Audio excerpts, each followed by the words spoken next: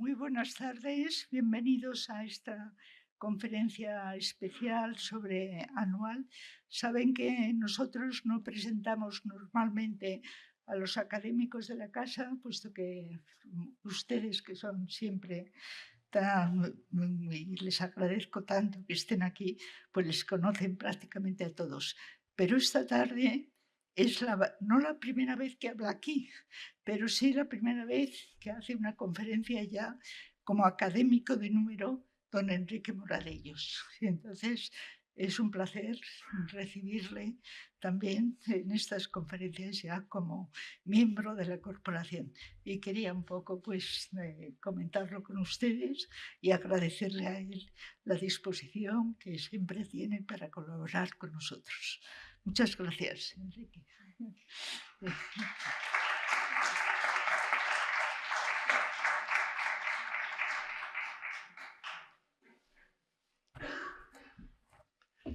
Muchísimas gracias, excelentísima señora directora de esta casa, de la Real Academia de la Historia, y muy buenas tardes a todos ustedes, señoras y señores, los presentes y los televidentes. Es un enorme placer, como ha dicho la señora directora, estar en la Real Academia de la Historia y además invitado para hablar de un fenómeno histórico, de un episodio histórico del que cumplimos 100 años y que tuvo una importancia, voy a tratar de defender y argumentar, muy trascendente en la historia contemporánea del siglo XX español. Mi cometido, de hecho, es tratar de ofrecerles una panorámica sustantiva, pero sumaria, reducida en el tiempo y en el espacio, de ese contexto histórico que permitiría comprender y explicar el llamado desastre anual del verano de 1921, del cual se cumplen ahora los 100 años. Y creo que debemos partir de una premisa, la premisa de que el desastre de anual constituye, prácticamente es unánime la opinión, la más abrumadora catástrofe militar que sufre el ejército español en el siglo XX. Y resulta incomparable en su dimensión histórica, en su trascendencia, a la completa derrota que por su parte sufre la Marina española pocos decenios antes, pero en otro siglo, en el siglo XIX, en la guerra contra los Estados Unidos de 1898.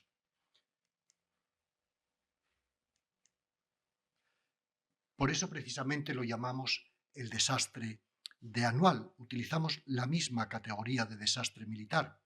y veremos que este desastre de anual del 21 fue en esencia una sucesión de combates, todos perdidos, con retiradas o incluso más precisamente con desbandadas, que experimentó el ejército español que estaba desplegado en la zona oriental de lo que entonces era el protectorado español en Marruecos, en el área que pertenecía a la comandancia militar de la ciudad de Melilla. Fue una catástrofe militar que tuvo lugar entre el 21 de julio y el 9 de agosto de 1921, en lo que era un tórrido verano con unas altísimas temperaturas, con una abrumadora sequía, que por otra parte era lo natural del régimen climático de esta zona del norte de África. El nombre de dicho desastre proviene en su origen de un minúsculo poblado que acogía un campamento militar situado a menos de unos 100 kilómetros al oeste de la ciudad de Melilla, en lo que era una pequeña llanura, una loma, una explanada, que estaba situada en medio de la imponente cordillera del Rif. Y yo creo que la mera descripción de las características geográficas de este emplazamiento ya ofrece un primer elemento explicativo de lo que iba a pasar allí en aquel verano del 21, en aquel remoto lugar cuyo extraño nombre, hispanizado como anual, llegaría a convertirse para la opinión pública española en un símbolo, en un emblema de una catástrofe militar, pero también, sobre todo, de una dolorosísima tragedia humana. Anual es, en efecto, una de tantas planicies o lomas dispersas en el seno de la gran cadena montañosa del Rif. El mapa físico de la zona. Es una de esas planicies, lomas dispersas en el seno de esa gran cadena montañosa que se extiende en paralelo a la costa norte mediterránea de Marruecos y que tiene alturas medias superiores, fíjense ustedes, a unos 1.500 metros a muy poca distancia de la costa. Desde luego hay otras cadenas montañosas en esta zona del norte de Marruecos. Por ejemplo, las veremos, las montañas de Yebala, justo al sur de la ciudad de Ceuta, pero hay que subrayar que el Rif es la mayor cordillera de toda la zona, que tiene una orografía enormemente complicada, que alterna cumbres verdaderamente inhóspitas, con quebradas muy profundas, y en el medio esas pequeñas vegas o lomas, pero siempre con difíciles accesos de tierra batida, que son prácticamente sendas para el ganado. Es un territorio, por tanto, muy accidentado, muy escarpado, repleto de suelos áridos que casi solo son propicios para el cultivo de una ganadería extensiva y que tiene muy pocas zonas fértiles para el cultivo agrícola propiamente dicho. También es un territorio sometido, como creo que ya he apuntado, a un clima mediterráneo semidesértico, que alterna periodos de sequía muy dilatados, sobre todo entre la primavera y el otoño, donde el agua no solamente escasea, sino que desaparece, con ocasionales tormentas espasmódicas y siempre torrenciales en los meses invernales. Esta zona norteña marroquí fue precisamente la destinada a España en el Convenio Hispano-Francés de noviembre de 1912, el que estableció las bases de la implantación de ese protectorado conjunto franco-hispánico sobre el viejo imperio jerifiano de Marruecos. Y creo que aquí llegamos al punto clave a la hora de entender el origen y la morfología de aquel desastre anual de 1921. ¿Cómo llegó España a estar involucrada, a los pocos años de haber perdido su vetusto imperio americano, en nuevas guerras al otro lado del estrecho, en el norte de Marruecos, apenas, insisto, unas décadas después de 1898? La respuesta es relativamente fácil de enunciar, porque la implantación del protectorado español sobre el norte de Marruecos, en combinación, subrayo una y otra vez, con el convenio hispano-francés para el protectorado en todo el imperio jerifiano, fue el resultado final de aproximadamente 4 décadas de discusión internacional sobre la llamada cuestión marroquí. Es, por tanto, un episodio muy importante, pero es un episodio de ese proceso de expansión imperialista que se inicia en el último tercio del siglo XIX y que terminaría por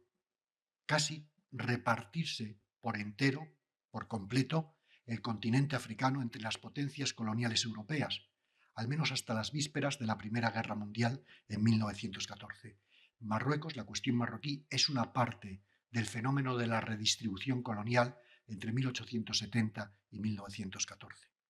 Hasta esa fecha, Marruecos, como ven ustedes en la diapositiva, estaba dominado por el llamado Imperio Jerifiano, a cuya cabeza en Marrakech estaba un sultán cuyo linaje, y de ahí venía su autoridad indisputada, supuestamente descendía del profeta Mahoma. El sultán actuaba como autoridad religiosa, pero también civil, en esa falta de delimitación de la cultura islámica, sobre todo de la época moderna, y lo hacía en calidad de príncipe de los creyentes, a la vez que vértice de una administración civil, el Mahzen, que trataba de asegurar, y lo consiguió al menos hasta ese último periodo del siglo XIX, la paz entre las regiones naturales que componían el imperio jerifiano, el Marruecos que hoy conocemos. Unas regiones naturales divididas por agrupaciones de tribus, kabilas, como se denominaban, que a su vez estaban formadas por clanes y por linajes familiares que tenían implantación básicamente local o comarcal. La crisis de la administración jerifiana, la crisis del Mahzen, fue patente ya en esa segunda mitad del siglo XIX. A partir de 1860-70 era ya una evidencia internacional. Y esta crisis de la administración del sultanato fue propiciando lentamente, pero aumentando en escala, la intervención en Marruecos de las potencias europeas que estaban repartiéndose el continente africano dentro de ese contexto, insisto, general de redistribución colonial de todo el mundo que precedió a la Guerra Mundial. Sobre todo,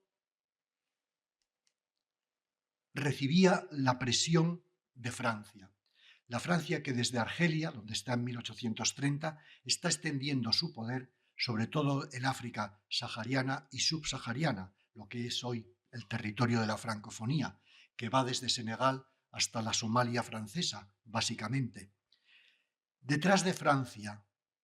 e inmediatamente y en pugna con ella, recibía la presión de Gran Bretaña, que desde Gibraltar vigila la entrada y la salida del mar Mediterráneo hacia el Atlántico y que de ninguna manera estaba dispuesta a permitir que la costa opuesta a Gibraltar, al otro lado del estrecho, pasara a ser controlada por otra gran potencia, europea o no europea, que pudiera ser peligrosa para el dominio marítimo de la entrada del Mediterráneo, que pudiera someter a tutela o eclipsar la fuerza de Gibraltar. Y aquí la diplomacia británica encontró en la baza española una de sus bazas más potentes para frenar las apetencias francesas. A continuación, como segundonas, pero muy activas en las crisis de 1905-1911, vamos a tener la intervención de las nuevas naciones unificadas, potencias unificadas europeas, Italia y mucho más Alemania, que también buscaban, como es natural, su parte del pastel africano. Italia teniendo que contentarse con Libia y la Somalia italiana o la Eritrea, y Alemania, que aspiró reiteradamente, la crisis de 1905 y de 1911 obedece a eso, a tener un pie en la costa atlántica marroquí. Su mirada estaba concentrada en ese norte de Marruecos y en el puerto de Tánger. Y ambas potencias también usaron la baza española para frenar las apetencias francesas, pero también las exigencias de Gran Bretaña. Y en este cuadrilátero aparece también la intervención española, que tenía bajo su jurisdicción las ciudades de Ceuta y Melilla y que estaba muy preocupada por su seguridad en caso de reparto del imperio jerifiano por parte de estas grandes potencias. Porque además tenía la presencia al sur de Marruecos de unos territorios, lo que se va a conocer como el Ifni y el Sáhara español, que estaban justamente al otro lado de la costa africana que lindaba con las Islas Canarias. Y tengan en cuenta que en el 98 estuvo en discusión si las Canarias seguían siendo o no españolas en el contexto de redistribución colonial posterior a 1898. En este contexto de intereses que he descrito muy sumariamente, entre estas potencias que se repartían África, la cuestión marroquí fue una de tantas y se abrió paso a una solución después de la gran crisis de 1905, cuando Alemania exige ese norte de Marruecos, y se abrió paso en territorio español en la gran conferencia internacional que tiene lugar en suelo español, de las pocas hasta la conferencia de Barcelona del Medio Oriente. Es la conferencia de Algeciras de 1906, en la cual por iniciativa conjunta franco-británica, llegaron ya a ponerse de acuerdo después de la crisis de Fashoda, se encontró una solución que contentaba mal que bien a todas las potencias. En Algeciras se decidió autorizar a Francia para asumir el protectorado de la mayor parte de Marruecos, respetando formalmente la autoridad interior del sultán y del Maghzen, a tono con su predominio en el área subsahariana circundante. Pero se decidió conceder a España el control de ese norte de Marruecos que miraba hacia el estrecho y hacia Gibraltar, también respetando la autoridad del sultán y del Maghzen. Estábamos allí, franceses y británicos, como delegados del propio sultán y del Maghzen, y de esta manera se impedía por parte de Gran Bretaña que otra gran potencia, en este caso Francia, hiciera sombra a la seguridad de Gibraltar.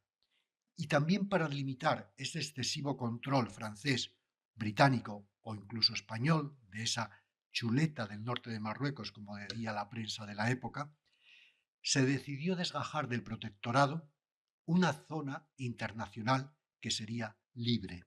la crucial ciudad y puerto de Tánger, que iba a estar a partir de entonces controlada, otra vez en nombre también del sultán y del Maghzen, por un comité de control en el que participarían los cónsules de las potencias signatarias del Tratado de Tánger, Francia, España, pero también Gran Bretaña, Italia y Alemania. Bien, básicamente este acuerdo es el que permitió en noviembre del año 1912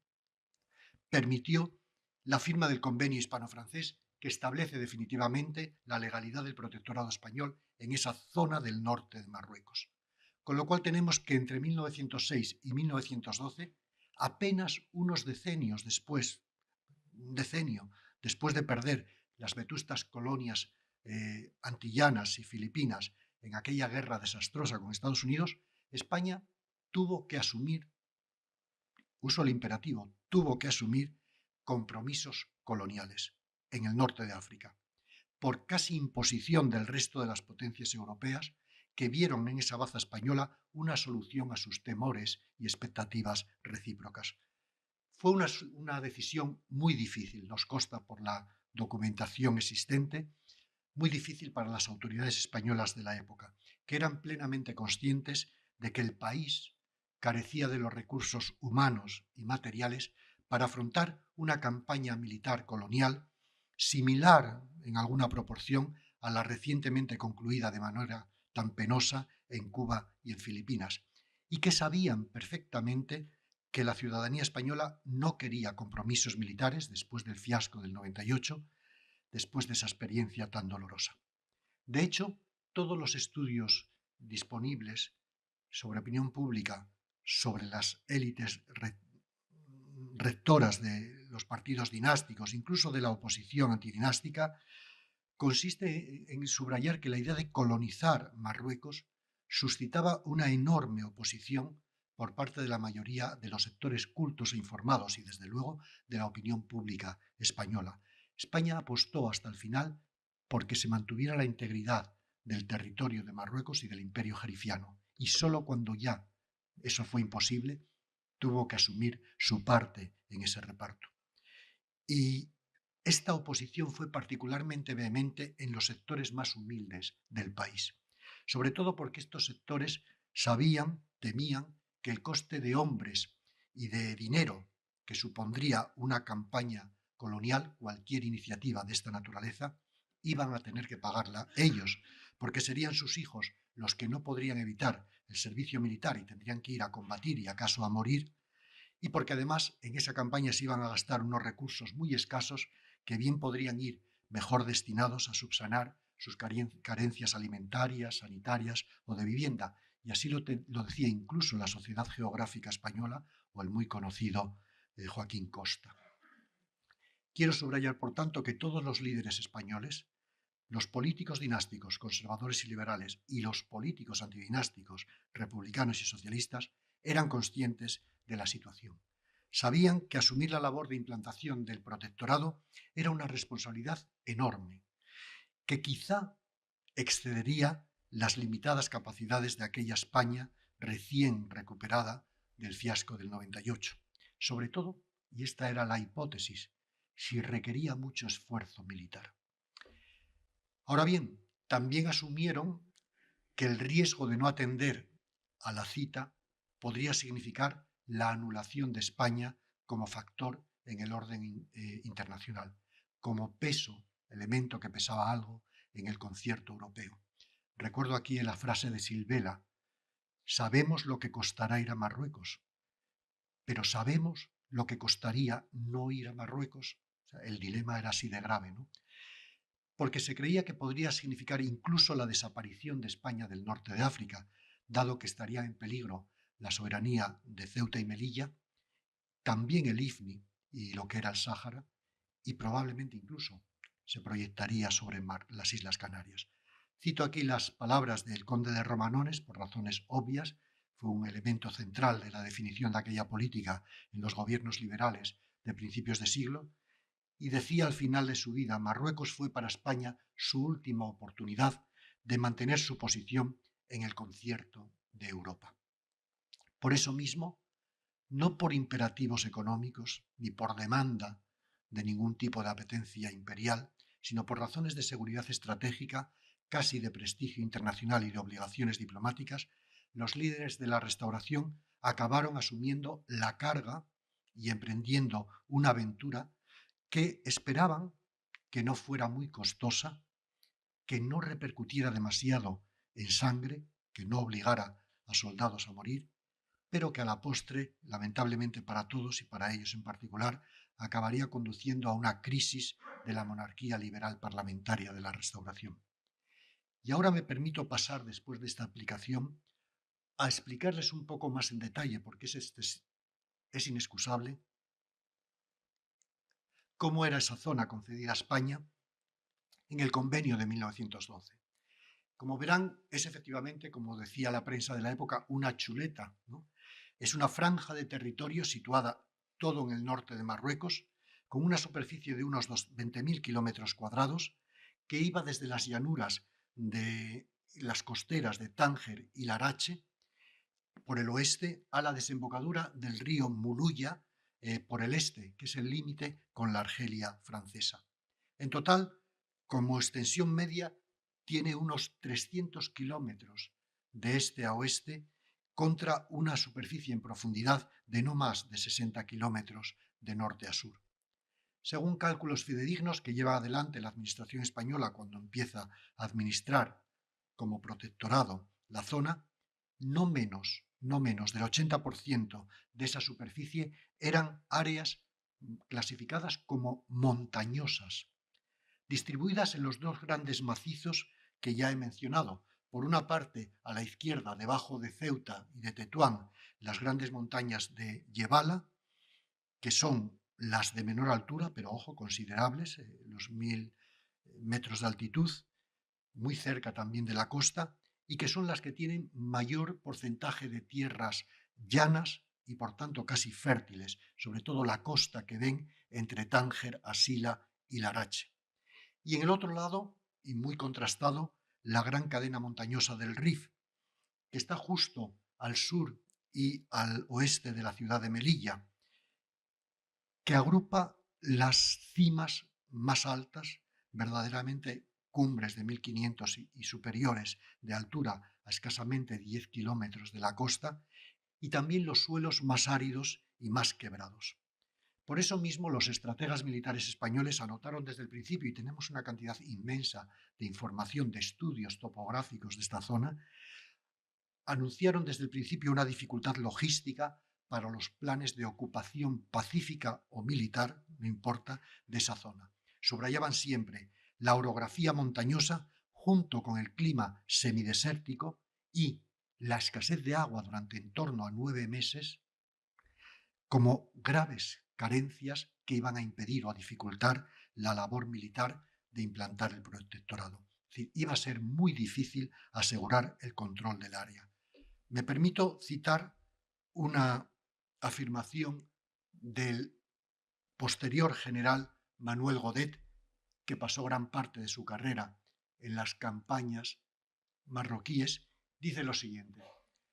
el Marruecos español es un caos montañoso de difícil acceso para las columnas de un ejército regular, en el que los movimientos de las fuerzas y el abastecimiento de estas para la guerra constituyen problemas. Hemos tenido que luchar para sojuzgar a aquellos indómitos y valientes guerreros que, amparados en sus formidables baluartes montañosos, han disputado palmo a palmo el terreno a nuestros soldados. Godet decía esto y no se equivocaba, Annual lo iba a ratificar. Para infortunio de los españoles, la empresa de establecer el protectorado no fue pacífica, no fue barata, porque tropezó con un obstáculo supremo, crucial: la resistencia armada de estas tribus que poblaban el norte de Marruecos a aceptar al nuevo protector, aunque viniera encomendado por el sultán y el Maghzen. Era una población que entonces sumaba, se calcula, entre 700.000 y 1 millón de habitantes. Las cifras de los censos hay que tomarlas con un poco de cautela, porque no son muy fidedignas, pero en todo caso lo que sí nos dicen es que en su gran mayoría, en su inmensa mayoría, eran de origen étnico bereber, con algunos grupos árabes y grupos muy importantes en algunas zonas judíos. Esta masa de población de un 90 y tantos % de origen étnico bereber se agrupaba en torno a unas 66, estimaron los administradores españoles, 66 agrupaciones tribales o cabilas, distribuidas además en las 5 regiones naturales que iban desde la Yebala occidental a el Rif oriental, es decir, desde la zona de Larache y Asila hasta la zona de Melilla. Todas esas Kabilas estaban organizadas por estructuras de parentesco, mantenían entre ellas, son 66, unas relaciones de antagonismo o de cooperación que eran muy dinámicas y cambiantes, a veces de cooperación verdadera y otras veces de guerras civiles internas, pero en todo caso gozaban de una enorme autonomía de gestión respecto de la administración del imperio jerifiano. Estaban profundamente islamizadas. Probablemente el 90% y más de esa población, insisto, era bereber, islamizada, con el añadido de la población estrictamente árabe. Seguían siendo levantiscas respecto a la autoridad del Magzen y de sus funcionarios. Se consideraban, cito textualmente una de las declaraciones, un baluarte del Islam contra la cristiandad y por tanto eran fieramente opuestos a cualquier dominio extranjero, máxime si eran infieles y no islámicos. Solo el 10% de esta población vivía en las pequeñas ciudades costeras que iban a ser el objeto principal de atención y de control de la administración española, casi todas en la costa. El resto del territorio, más allá de esas pequeñas ciudades y de la costa, lo cual quiere decir más del 90% del territorio del protectorado, era campo y sobre todo montaña. Y allí imperaba un hábitat disperso con pequeños aduares o caseríos, en terminología de geografía rural nuestra, que eran locales y familiares o comarcales y que eran zonas muy difíciles de controlar porque, entre otras cosas, estaban muy mal comunicadas internamente. El problema con el que tropezó la administración española en su labor de protectorado fue precisamente este: la negativa firme, resuelta, continuada de los supuestamente protegidos a aceptar su nueva situación de tutelados y a respetar la nueva autoridad española, aunque viniera aprobada por el sultán. Y este problema fue gravísimo porque, como ha escrito un historiador norteamericano, en este caso David Bullman, sobre la presencia española en Marruecos, ninguna potencia imperialista o colonial del mundo ha encontrado jamás enemigo tan formidable como los bereberes del Marruecos español. No es una exageración. De las formas de resistencia a la colonización en África, hay pocos casos similares de resistencia tan fuerte y a la postre tan victoriosa. Algo de los zulúes en el Imperio Británico y, por supuesto, la zona de Etiopía frente a los italianos. El problema de la insumisión, de la resistencia o sencillamente de la rebelión de esta población del protectorado se hizo patente, para desgracia de las autoridades españolas, desde el principio, y adoptó tres formas sucesivas que a veces eran complementarias y a la altura del verano del 21 estaban convergiendo todas ellas. La actividad propiamente de bandoleros, la resistencia de los muyahidines y, finalmente, la rebelión verdadera de soldados regulares. La primera manifestación de resistencia fue esta derivada de la actividad que era tradicional y complementaria a una economía tribal de subsistencia, que era la economía dominante en este norte de Marruecos. Es el bandolerismo. El bandolerismo, el pillaje oportunista en épocas sobre todo de escasez y de penuria, lo cual quiere decir la primavera y el verano, que se llamaba, y los españoles adoptaron la fórmula, la razzia, que estaba delimitada temporalmente a esas fechas, que estaba hecha por una agrupación coyuntural de combatientes surgidos de las mismas cabilas de cada una de ellas, las llamadas jarcas, que se formaban para una acción concreta y que eran, los españoles las clasificaron como una especie de infantería ligera con un fusil que vivía sobre el terreno y conocía el terreno. Se utilizaban para luchar las cabilas entre ellas, pero progresivamente para luchar todas contra las tropas españolas. El objetivo de estas acciones permanentes que jalonan todo el periodo de presencia española en Marruecos era sencillamente el robo, la rapiña, el botín, a veces el secuestro para pedir un botín a cambio de la entrega del secuestrado, etcétera, etcétera.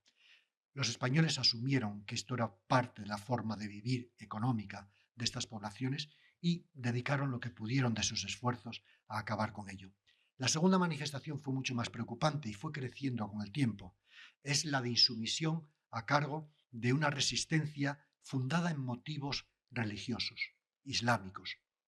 la lucha contra el infiel, el cristiano, el rumi aborrecido y sacrílego porque estaba hollando el suelo musulmán.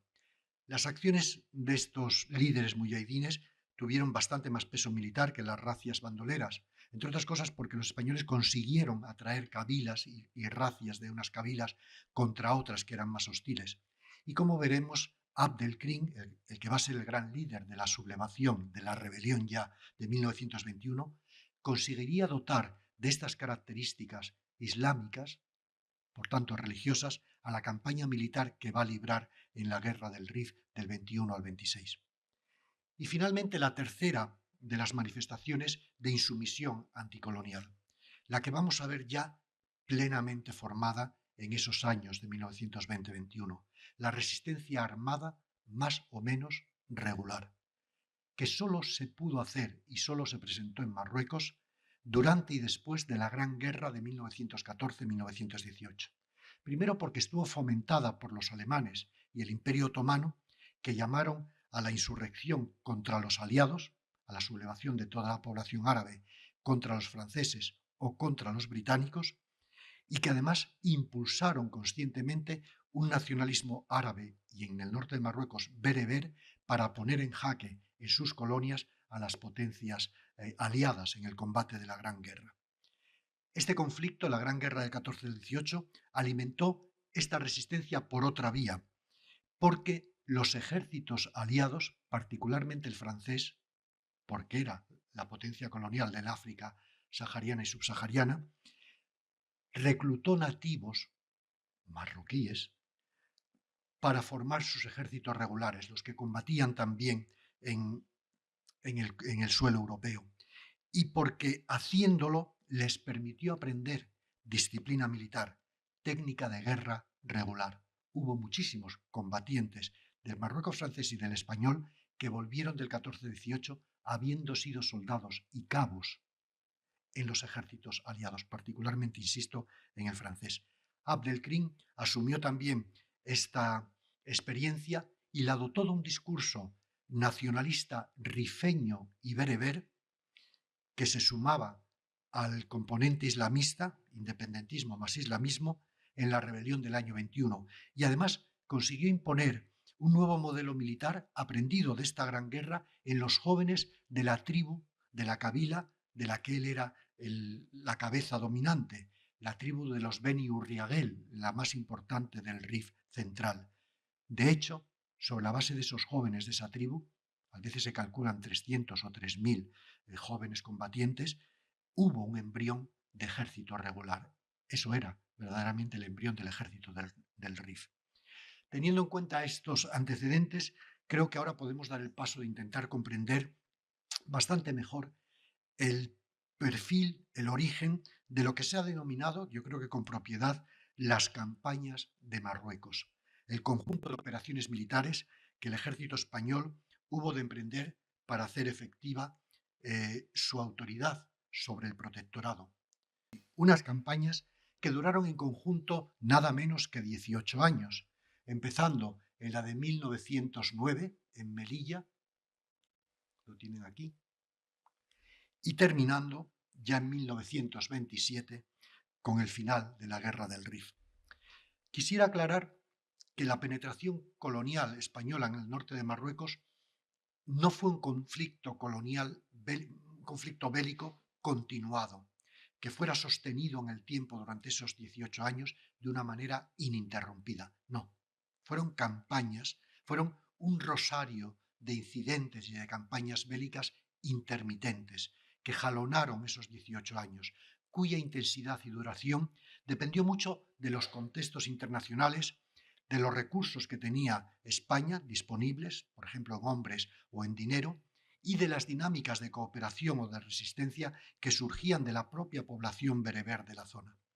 En principio, las autoridades españolas, muy conscientes, insisto, a través de sus limitaciones, apostaron por una estrategia de penetración que llamaron la vía pacífica, la vía negociada, el protectorado negociado. Una negociación con las élites indígenas marroquíes, presentándose como herederas de los administradores del Maghzen que no les suplantaban, pero que asumían funciones en paralelo para reforzar su seguridad exterior y tratando de ganar su apoyo, a veces por medio de promoción de obras de infraestructura beneficiosas para la zona, por promoción de intercambios comerciales, por provisión de servicios beneficiosos y en algunas ocasiones meramente pagando la benevolencia, comprando a los jefes de las cabilas. Fue una estrategia que quería no ser costosa, ni en hombres ni de demasiado dinero, porque parecía la única viable para un país todavía traumatizado por el desastre cubano y el desastre filipino. Pero pronto se vio que el problema de la estrategia civilista, pacífica, negociada, tenía débiles fundamentos y que empezaba a tropezar recurrentemente cada primavera con un gravísimo problema, que los supuestos protegidos, a la poca ocasión que tenían, querían liberarse de la tutela y del protectorado y se negaban a someterse a las órdenes de las nuevas autoridades coloniales, de tal modo que la implantación del protectorado solo pudo ir haciéndose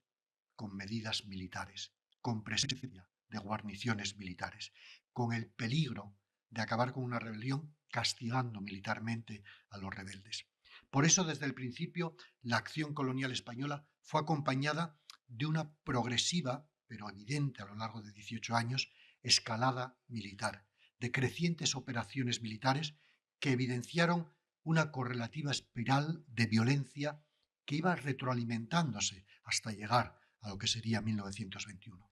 El ciclo militar se suele decir que empezó claramente en junio del año 1909, cuando los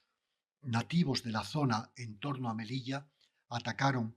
a unos trabajadores que estaban poniendo en explotación las minas de hierro del sur del hinterland de Melilla. Es el llamado desastre del Barranco del Lobo, que la literatura y las canciones todavía recuerdan, ¿no? Llevó a los españoles más allá de lo que querían, más allá de las propias minas, porque les obligó a dominar y, por tanto, a entrar en el Rif, en una parte del Rif, el monte Gurugú, un monte desde el cual se hostilizaba muy fácilmente a Melilla porque está al alcance de la ciudad por disparos, por poca artillería que tuvieran, llegaban a las zonas de la ciudad. Hubo que ocupar Gurugú y eso costaba mucho en términos de presencia física militar, incluso de hombres, ¿no? Vino luego la campaña del Kert, la tienen ahí, el río Kert que divide el Rif oriental del Rif central, entre los años 11 y 12, que permitió dominar la llanura de dicho río porque era la sede de resistencia de un caudillo, en este caso islámico, el Misián, que estaba apoyando los ataques contra Melilla y hacía casi imposible las operaciones mineras al sur de la ciudad. A continuación, en el otro lado, se desarrolló la campaña de Yebala en el año 1913, que trató de asegurar la defensa de Tetuán y del hinterland de Ceuta frente a las huestes de otro caudillo de las cabilas de esta zona, el Raisuni, que tenía componentes de negociación a veces, pero otras veces de defensa militar de su territorio, ¿no? Cuando llega la Guerra Mundial del 14-18, se impone una tregua. Hubo un parón en las operaciones militares, en las actuaciones militares, porque en vista de los compromisos de las potencias europeas en otros escenarios bélicos, no había ni ocasión ni fuerza para hacer nada en estas zonas africanas, por reducción de su capacidad militar, y porque España secundó ese cese de actividad por sus propios problemas internos, recuerden ya las crisis del 17 en adelante, y para no romper con una operación bélica que podía parecer que favorecía a uno de los beligerantes su neutralidad en el conflicto, sobre todo la apariencia frente a Alemania y los imperios centrales de que actuando sobre Marruecos favorecía que Francia utilizara recursos de aquella zona en sus labores en Europa. Sin embargo, una vez que termina la guerra en el 18, empieza el 19, volvieron otra vez las operaciones militares de los países europeos y también de España en sus zonas de administración colonial. Comenzó una nueva fase, una fase de acción militar por parte de España, que es la que nos va a llevar a Anual 2 años después. Y aquí creo que hay que hacer una especie de excurso para hablar de los protagonistas, los protagonistas de lo que va a ser ya la crisis de Anual. Sobre todo dos mandos militares muy notables. Por un lado, el general Dámaso Berenguer, recién nombrado por estas fechas alto comisario español, la máxima autoridad del protectorado, que tenía una gran fama de militar responsable, cauto, experto en las complejidades de las políticas indígenas, porque había pasado muchos años de su carrera precisamente en Marruecos. Y por otro lado, el general Manuel Fernández Silvestre, nombrado entonces comandante militar de Melilla, más veterano que Berenguer, lo cual en términos de jerarquía militar causaba ciertos problemas, porque el más veterano, aunque tuviera menor cargo, operaba con cierta independencia del alto comisario, considerado en todo caso un militar de otro perfil, mucho más valiente, decidido y sobre todo muy apreciado por el rey Alfonso XIII, de quien había sido su ayudante militar. La estrategia acordada por ambos, quiero subrayar que no fue solo de Manuel Fernández Silvestre, no lo fue. La estrategia acordada por ambos mandos militares fue también aprobada por el gobierno español de entonces, el gobierno de perfil conservador, presidido por Manuel Allende Salazar, porque acababa de ser asesinado Eduardo Dato.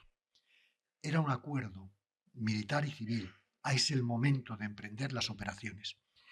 Consistía esa estrategia en que cada uno de ellos, desde sus zonas respectivas, avanzarían para lograr un mayor control del traspaís que ya dominaba España, sobre todo Chauen en la zona de la Yebala y Alucemas, la zona central del Rif, en el caso de la comandancia militar de Melilla.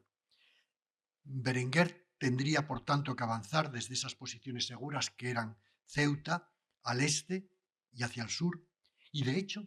acabaría logrando a finales del 19, principios del 20, gran parte de las conquistas que pretendía, incluyendo, la tienen ustedes ahí señalada, la ciudad santa de Chauen, de la que escapa el Raisuni, que casi está derrotado y vencido, a pesar de que la resistencia de estas cabilas fue durísima. En el éxito que tuvo Dámaso Berenguer en esta campaña, tuvo importancia crucial dos modificaciones de las agrupaciones militares que resultaron claves y que no tenemos en el otro lado, en la comandancia de Melilla. Gran parte del ejército que despliega para estas operaciones Dámaso Berenguer está formado no por reclutas militares bisoños que proceden de la península, como en el caso de la mayoría del ejército y de la gran mayoría del ejército de la zona de Melilla. Estaban formados por dos contingentes nuevos, que eran soldados expertos, muy curtidos, profesionales encuadrados en, casi podríamos decir, tropas de choque. Por una parte, el cuerpo de los regulares indígenas, los llamados moros amigos, que fueron movilizados recurrentemente como tropas de choque desde su creación en el año 1911, y precisamente en esta zona, en Ceuta. Y también, en paralelo a ellos, el tercio de extranjeros, la Legión, un cuerpo de choque formado por voluntarios españoles y de no españoles, que se había creado justamente en el año 20 para esto, por inspiración, como es de todos sabidos, del general Millán Astray, que fue su adalid, su inspirador, y también uno de cuyos primeros mandos operativos en Ceuta sería precisamente el entonces coronel Francisco Franco. En el caso del general Silvestre, su objetivo era avanzar más allá de la línea del Kert en dirección a la bahía de Alucemas, que se consideraba el punto costero estratégico cuyo control desde el mar, que aseguraba la marina, y desde tierra, con esta flecha, estas tropas en flecha, permitiría ya dominar los macizos del Rif, permitiría tutelar esa zona donde estaba la tribu más levantisca de todas las que había en Marruecos, la tribu de la Kabila de Beni Urriagel. Y precisamente lo que encontraría Fernández Silvestre, aparte de tener un ejército bastante bisoño de reclutas militares, no tropas como las que tenía Berenguer, es que esta tribu, esta Kabila, estaba siendo movilizada, estaba siendo realmente reorganizada por un joven líder, hijo de uno de los jefes de los clanes más tribales, más importantes del Rif, que había recibido una esmerada educación en España y en Melilla en particular, Abdelkrim. Para desgracia de los españoles, sobre todo de esta parte del ejército, este nuevo líder contaba con el apoyo entusiasta de los jóvenes rifeños, primero de su kabila y de las otras coterráneas, que tenían experiencia bélica, porque habían combatido una gran parte de ellos en la Guerra Mundial en las filas de tropas europeas, que sabían por tanto lo que era disciplina militar, operación regular, sometimiento a las órdenes, y que estaban prestando una atención muy novedosa a ese discurso anticolonial, islamista, pero independentista y nacionalista bereber que Abdelkrim estaba configurando. Una nueva llamada a la rebelión que ya no era ni para el botín ni para la defensa frente al infiel, sino para la defensa de la nación rifeña, que también es islámica, y que es una más de las nacionalidades que están poblando todo el territorio colonial de los imperios europeos desgarrados por su lucha en la Gran Guerra. En definitiva, Fernández Silvestre no iba a encontrar la clásica resistencia de jarcas de bandoleros o de muyahidines islamistas, sino que se iba a enfrentar con el embrión de un ejército regular rifeño que conocía tácticas de guerra, las propias del ejército español, que tenía disciplina y que estaba armándose y abasteciéndose como un ejército regular. Desconocer este cambio no iba a ser una de las menores de los errores estratégicos que cometió el general Silvestre. Entre el inicio de la campaña del verano del 20 y enero del 21, las tropas españolas del general Fernández Silvestre avanzaron sin grave oposición durante más de 100 kilómetros desde Melilla hasta llegar a la zona del Rif Central, a establecerse en la llamada Loma de Anual. Eran en conjunto poco más inicialmente de 7.000 soldados, en su enorme mayoría reclutas de reemplazo, que acababan de venir de la península y que fueron distribuyéndose a lo largo de 144 pequeñas posiciones de apenas un centenar de hombres que unían Melilla con Anual, el campamento base, donde estaba el propio general Fernández Silvestre. Y en aquella explanada de Anual se concentraron los últimos 3.000 hombres posicionándose para avanzar en dirección norte hacia la bahía de Alhucemas, que creían posible alcanzar antes de la llegada del otoño y el invierno del 21. Así lo comunicó Fernández Silvestre a su superior, el general Berenguer, en abril del 21, y Berenguer a su vez lo trasladó al ministro de Guerra en Madrid. Le dijo textualmente: la empresa militar de ocupar la bahía de Alhucemas no tiene dificultades de gran monta. Abril del 21. En realidad, este juicio era una grave distorsión de la verdadera situación de las tropas españolas. Y obviamente no lo digo yo, lo dicen los analistas que estaban aconsejando a Fernández Silvestre no emprender la operación. Hay muchos, pero quiero citar solo uno, el teniente coronel Dávila, para no ser sospechoso de nada, ¿no? Él declaró, cuando supo de la idea de antes del invierno entrar en el Rif: Anual no nos va a dejar dormir, todos son barricadas en torno. En efecto, el ejército de Fernández Silvestre mostraba gravísimas carencias que le hacían en realidad, pese a sus números totales, muy poco efectivo en caso de mínima complicación militar algo seria. Para empezar, era una tropa, ya lo he dicho y lo quiero subrayar ahora, formada por reclutas obligatorios de las quintas forzadas. En su mayoría acababan de llegar de la península, no tenían suficiente instrucción, carecían de buenos medios de combate, se iban llevando a esa especie de gabardina de algodón rayado y venían en alpargatas, y estaba dirigida igualmente por una oficialidad excesiva, en general desmotivada y sin formación adecuada para la labor. No es un juicio extemporáneo, es el juicio de algunos de los analistas y de los mandos de estas tropas. Además, eran unas tropas que, en caso, como es el caso, de despliegue a lo largo de tantos kilómetros, sufrían de graves carencias logísticas, médicas, sanitarias.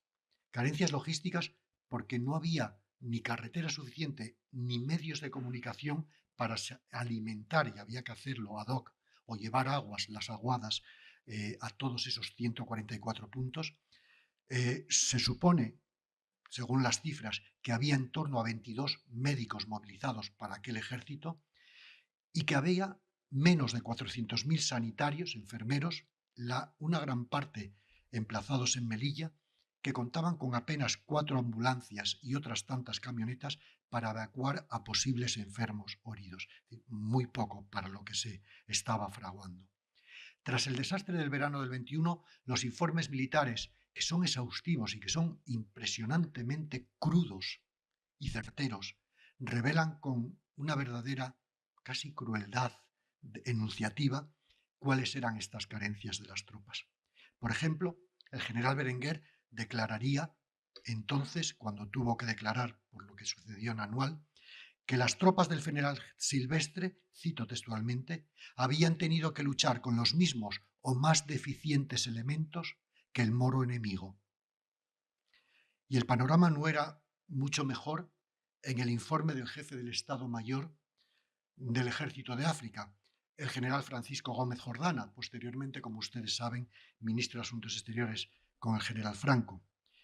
En su informe posterior anual decía lo siguiente: los hombres sin instrucción, los jinetes sin saber montar siquiera, desprovistos por tanto de conocimiento alguno de su difícil e importante misión, las baterías sin artificieros ni apuntadores y sin municiones que habían de adquirirse en el extranjero o esperarlas de los rudimentarios e imperfectos talleres nacionales, los infantes sin apenas saber manejar su fusil.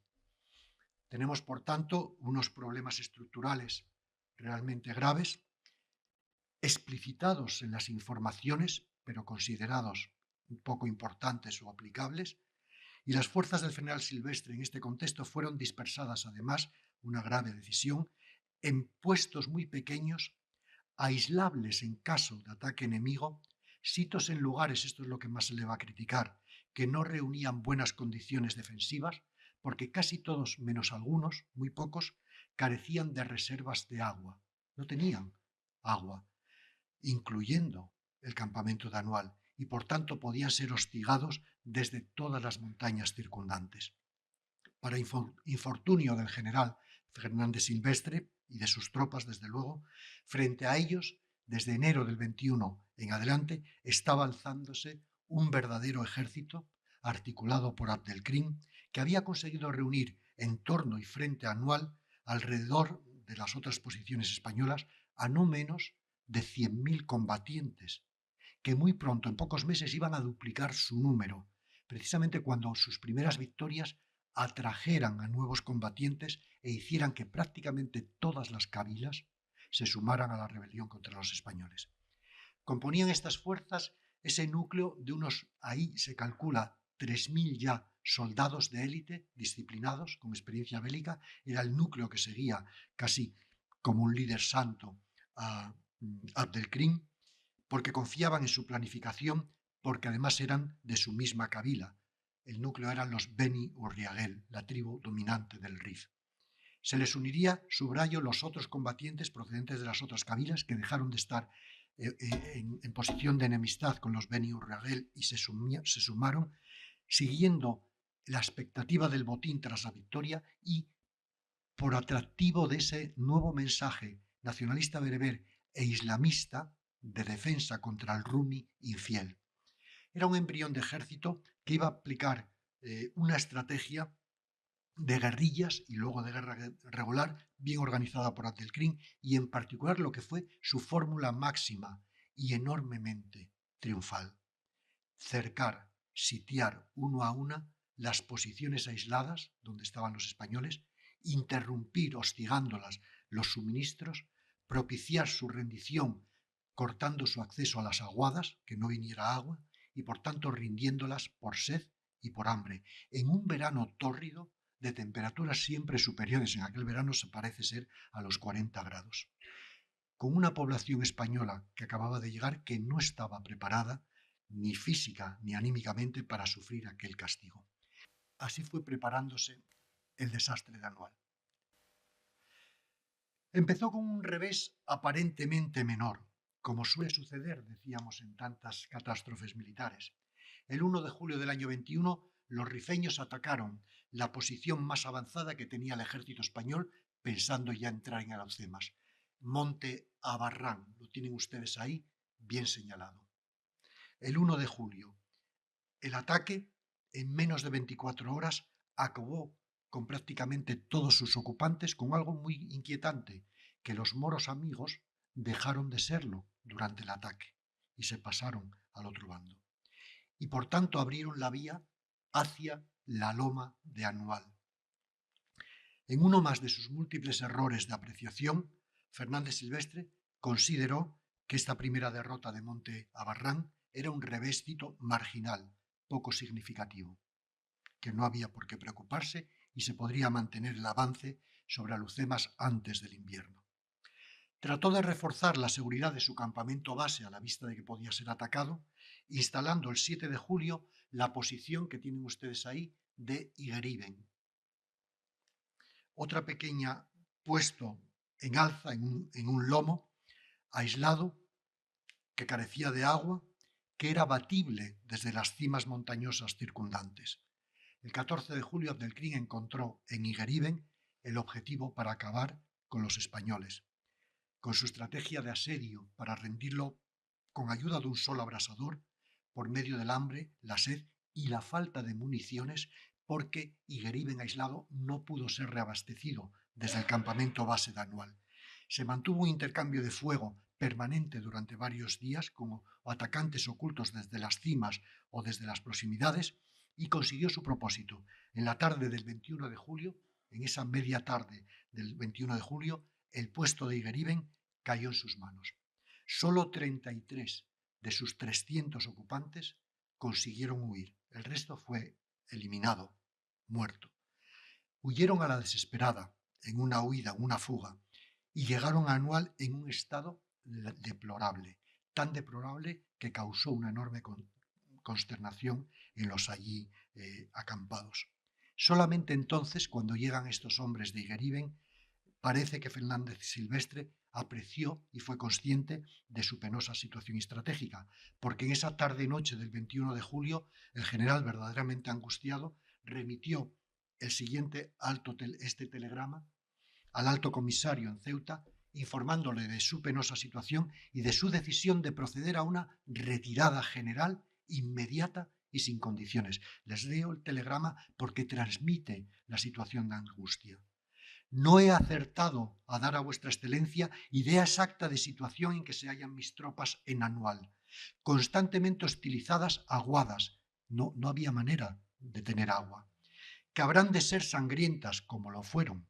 Cortada por el enemigo mi línea de abastecimiento y de evacuación de bajas, no disponiendo de municiones más que para un combate, y comprometiendo, si lo hago, mis soldados con todas sus consecuencias. Procede determinaciones urgentísimas que tomaré, aceptando toda responsabilidad, teniendo en principio idea de retirarme a la línea de Bentieb-Benisaid, o sea, 2 pasos por detrás hacia Melilla, recogiendo antes posiciones que me sea posible, y no fue posible, en donde esperaré los refuerzos que vuestra excelencia me envíe, siendo punto de embarque de ellos Melilla. Y en lo que sucede a continuación en aquella tarde-noche del 21 de julio es muy bien conocido, sobre todo gracias a un espectacular informe para depurar responsabilidades militares e institucionales que ordenó el Consejo Supremo de Guerra y Marina y que llevó adelante una comisión presidida por el general Juan Picasso. Por eso se le conoce como el expediente Picasso. Es verdaderamente impresionante el volumen del análisis hecho en esos 6 meses subsecuentes al desastre, básicamente sobre la base de la toma de declaraciones a unos 80 testigos que sobrevivieron, jefes oficiales y tropa que acabaron refugiados en Melilla. Es verdaderamente honroso para el ejército español que fuera capaz de hacer aquel análisis introspectivo tan certero y a veces tan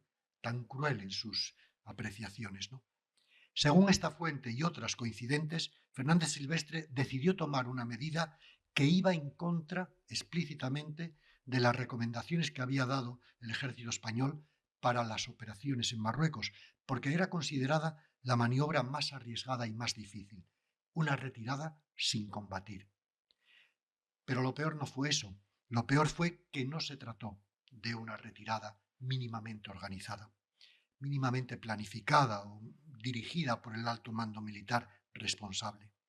Fernández Silvestre dio la orden de partir sin esperar a ningún preparativo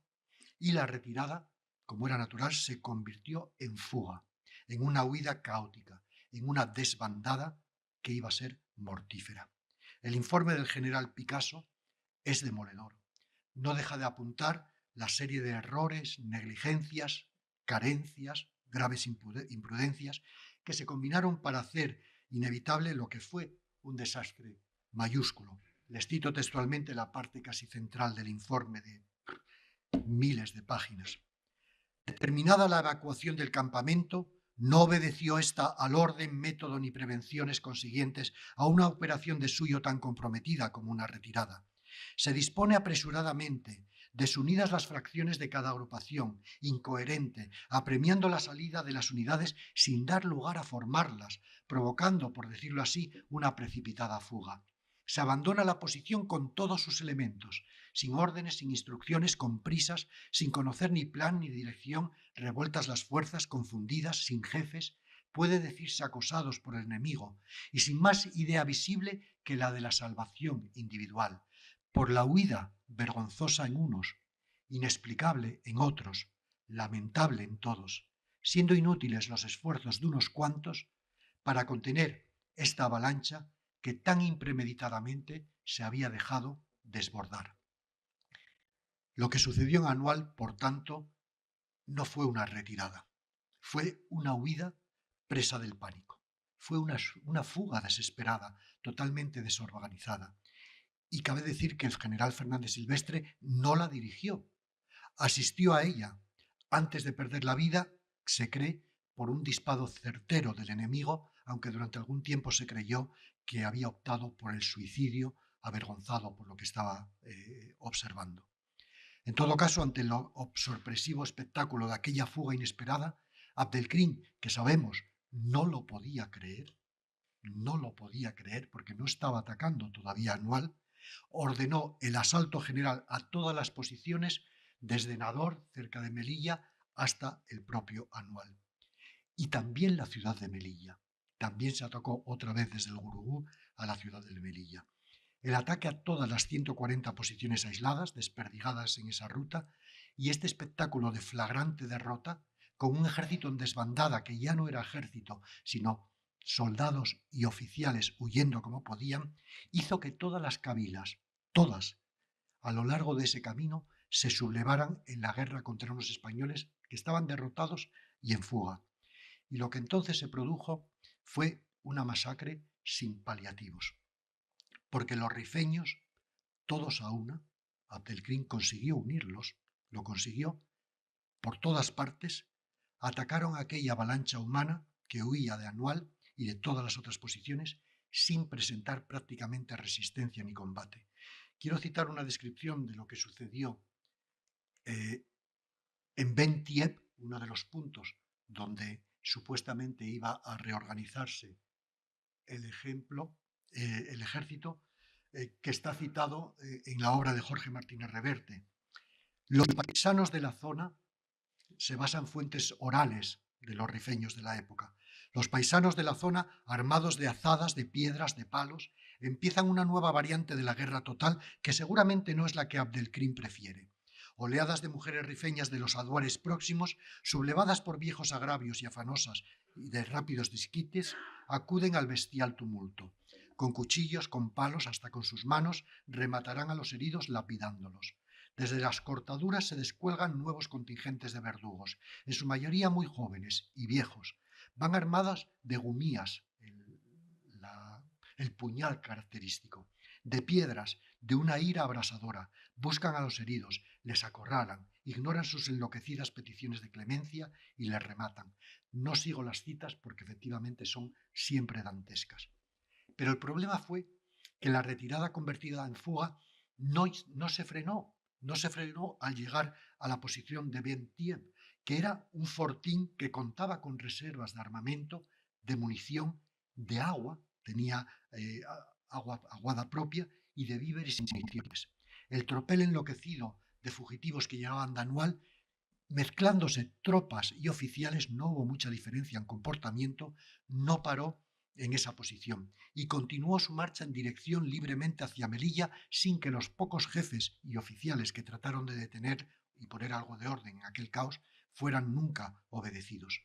Ni siquiera cuando tomó el mando el segundo de Fernández Silvestre, que estaba en Melilla y llegó a la posición de Dardrius, poco más atrás de Bentiep, como vamos a ver. Ni siquiera porque el general Navarro cometió otro grave error, que sería no presentar resistencia en Dardrius, que también tenía ciertas condiciones para una resistencia, sino que optó por replegarse hacia Monte Arruit, apenas a 40 kilómetros de Melilla. En aquel contexto de disolución de un ejército vencido sin luchar, donde hubo múltiples casos de cobardía, de falta de disciplina, creo que hay que decir que destacaron los esfuerzos de muchos, de algunas unidades, y particularmente del Regimiento de Caballería Alcántara, que estaba mandado por el teniente coronel Fernando Primo de Rivera, el hermano del futuro dictador, cuyas tropas protegieron con sus cargas de caballería la retirada de las columnas del general Navarro hasta llegar a Monte Arruit, y que pagaron un precio sobrecogedor. Se calcula que es el precio más alto que tuvo una carga de caballería en la época contemporánea. Murieron cumpliendo su deber 28 de sus 32 oficiales y 523 de sus 685 soldados, incluyendo entre las víctimas al propio Fernando Primo de Rivera. En todo caso, a pesar de estos episodios de heroicidad, aquello fue una catástrofe y el asedio de Monte Arruit, donde acabaron encerrándose poco más de 3.000 hombres al mando del general Navarro, iba a ser el último acto de una cadena de desastres militares que se inician anual el 21 de julio y que en apenas 20 días fatídicos había hecho desaparecer la presencia militar española de todo el protectorado, salvo de la ciudad de Melilla, ella misma asediada y sometida a combate, objeto de combate. Agotados por el calor asfixiante, exhaustos por el suplicio de la falta de agua, carentes de víveres, casi sin municiones, sin posibilidad de recibir refuerzos de Melilla, porque Berenguer, que había llegado a la ciudad, decidió que había que defender la ciudad de los ataques esporádicos rifeños y no exponerse a salir de ella, el 9 de agosto el general Navarro recibió la orden de rendirse si lo estimaba oportuno y negoció la rendición de la posición. Una negociación según la cual se entregarían las armas y el fortín a cambio del permiso para evacuar las tropas libremente en dirección a Melilla. Se produjo efectivamente la rendición de Monte Arruit el 9 de agosto del 21, pero el pacto de rendición no se respetó. Sabemos que contra las órdenes expresas de Abdelkrim, incluso asesinando a los emisarios que querían imponer cierto orden, los combatientes de las tribus rifeñas de esas zonas, de esas cabilas, desataron la misma orgía de sangre y de venganza que había regado la retirada desde Anual. De los poco más de 3.000 defensores que se rindieron, fueron asesinados o se remataron a no menos de 2.668 soldados, dejando sus cuerpos como alimento para las alimañas después de ser mutilados, de los buitres, de los perros. Solamente salvaron la vida el general Navarro y un puñado de oficiales que Abdelkrim consiguió tomar como prisioneros y por tanto protegerlos. Y se salvaron de puro milagro porque huyeron como pudieron unos 400 soldados rasos que llegaron a Melilla destrozados y, desde luego, aterrados. En total, entre la caída de Monte Arbán y la masacre de Monte Arruit, el descalabro que se inicia con la retirada de Anual sumaría la vida de un total de no menos de unos 7.915 soldados españoles, como apunta el cómputo, que considero bastante fidedigno, del coronel Fernando Caballero Poveda. Se ha llegado a decir, se han apuntado víctimas mortales del derrumbe bastante más altas, en torno a los 12.000 soldados. Por ejemplo, el informe de Picasso hace alusión a ellos. Pero parece que esta es una estimación sobredimensionada porque está hecha sobre la base de los estadillos oficiales de personal de la comandancia militar que no registraba ni los permisos de ausencia, que eran bastantes, ni los cambios de destino y otros factores similares, ¿no? En todo caso, es una cantidad extraordinaria de víctimas para solo 20 días de, llamemos, los combates, ¿no? Como pueden imaginar, a pesar de las dificultades de comunicación de la época, esta catástrofe de Anual, en particular la masacre de Monte Arruit, serían conocidas de inmediato gracias a la floreciente y muy variada prensa de la época, que dio cuenta con bastante carácter fidedigno, a pesar de la censura inicial que se implantó, de lo que estaba pasando, de la gravedad de lo que estaba pasando en la comandancia militar de Melilla. Y provocaría inicialmente una oleada de indignación en la opinión pública española verdaderamente transversal, transterritorial, porque creó un sentimiento de odio al moro traidor y felón, como dicen algunas de las crónicas, muy intenso. Lo que no se explicaba es que mataran de esa manera a los soldados que se rendían. Una indignación popular genuina, transpartidista, al menos inicialmente, que prestó su apoyo a lo que fue el nuevo gobierno de concentración nacional, que tuvo que ser presidido por Antonio Maura, y asume el cargo precisamente a mediados de agosto de 21 para hacer frente a una emergencia nacional. Y el mismo sentimiento floreció muy particularmente en las filas de los militares españoles, creando el caldo de cultivo para fomentar una reacción militar española muy potente, muy poderosa, de carácter abiertamente punitivo y, si quieren ustedes, abiertamente vengativo.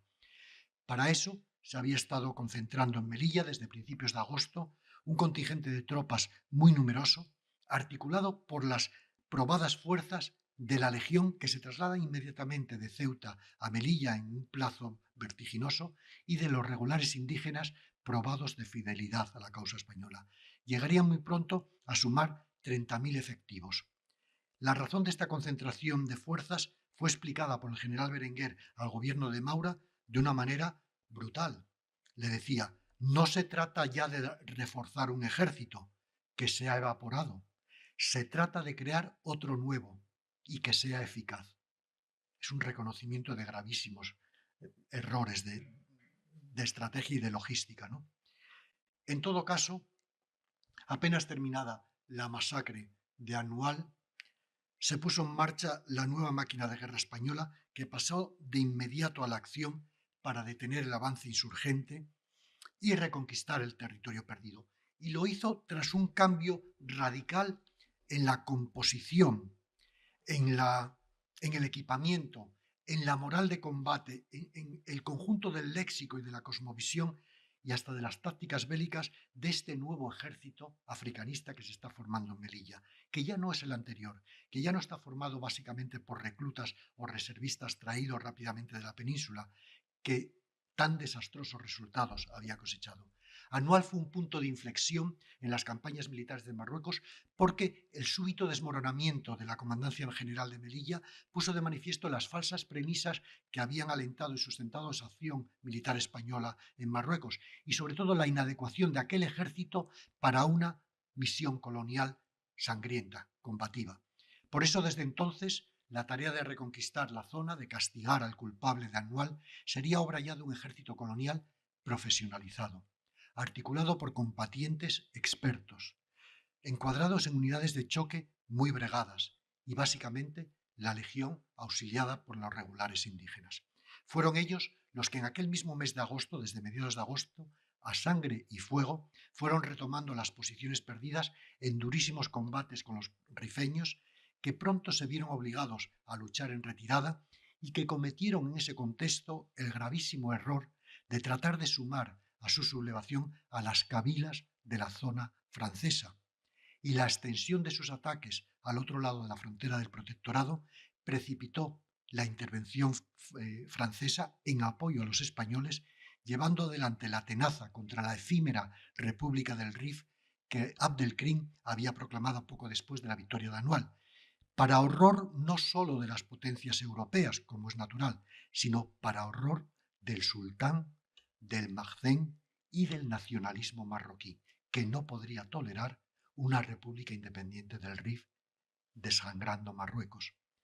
La caída de Abdelkrim llegaría ya a finales del 25 en esa tenaza hispano-francesa con la ansiada operación de desembarco en la bahía de Alhucemas que iba a precipitar su fin, el fin de su resistencia, totalmente sofocada en el año 26 con la rendición de Abdelkrim que pasa a la zona francesa para entregarse a las autoridades francesas. Para entonces el desastre de Anual creo que había ya generado consecuencias dramáticas para la historia española.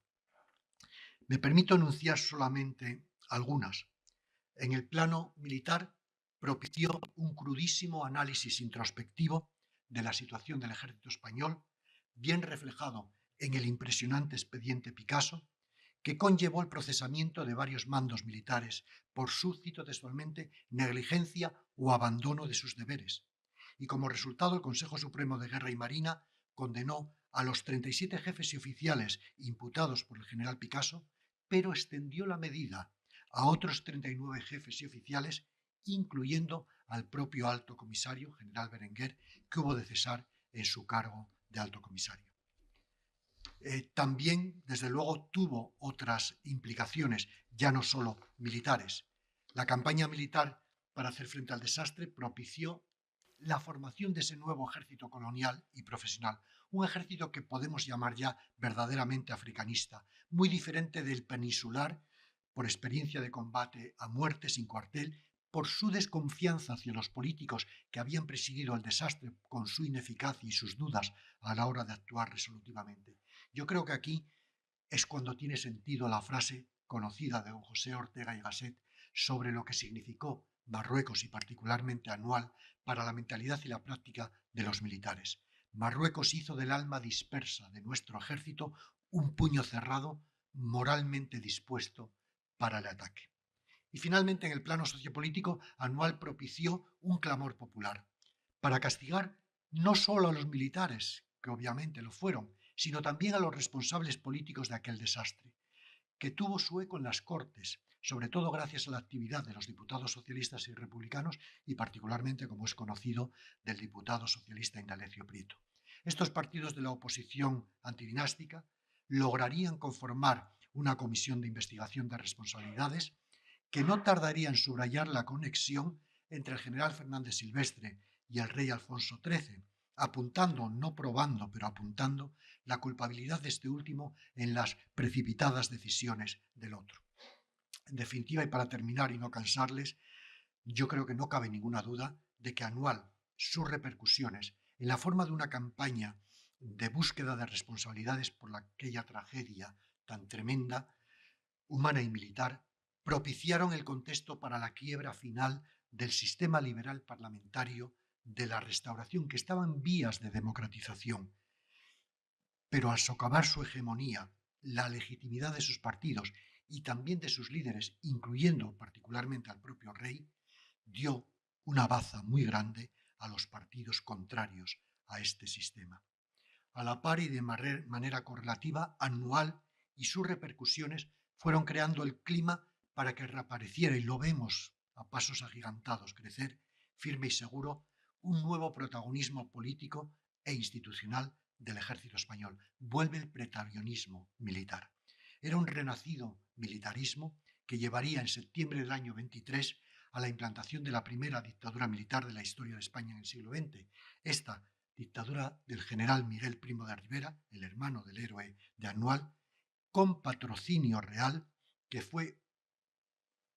tomando cuerpo en aquel momento y una de cuyas primeras decisiones, significativamente, fue disolver la Comisión de Responsabilidades por la tragedia de Anual. Como colofón a esta